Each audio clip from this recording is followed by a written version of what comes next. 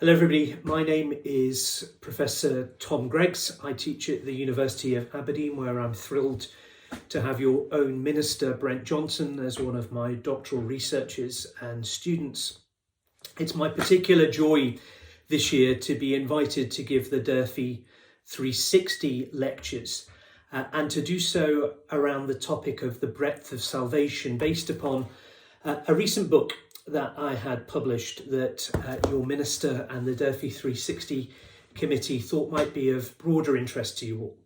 While it's such an immense privilege to be able to offer these lectures and to be able to share with you some of my thoughts around the topic of salvation, it is nevertheless a shame not to be able to be there in person with you in Wichita. And I hope that there's opportunity very soon, once this pandemic is over, to be able to come and join you in the flesh and to meet some of you and get to know you as well. It strikes me that in an age of increased secularism and increased pluralism, in an age when so many people are indifferent or perhaps even antagonistic to religion, when so many people don't have that shared collective memory that once they had of the Christian faith, the challenge of the church in the 21st century is to discover what that gold is once more. What is right there at the core? What's the most precious thing that we need?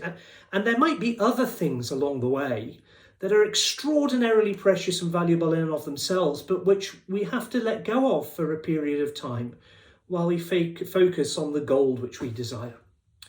It seems to me that the topic of salvation is that gold.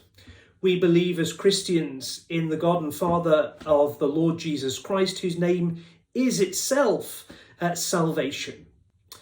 What I want to do in these Durfee lectures is to explore the superabundant nature of God's salvific grace and to have an opportunity to try to share that with you over a course of 4 lectures, looking at different aspects of salvation. I hope that I have a chance to share some thoughts with you about that and to broaden all of our horizons as we seek to glimpse something of the magnitude, the height, depth, length and breadth of the salvation of our God. I want to end today by encouraging you to come along, but also by encouraging you to reflect once again on what seems to me to be the most poetic form of the points that I'm trying to make in relation to one of the great hymns of the Welsh revival that took place in the 19th century. It's a hymn of William Rees, and it's these themes really in the course of 4 lectures that I want to capture. Here is love vast as the ocean, loving kindness as the flood, where the Prince of Life, our ransom, shed for us his precious blood. Who his love will not remember? Who can cease to sing his praise?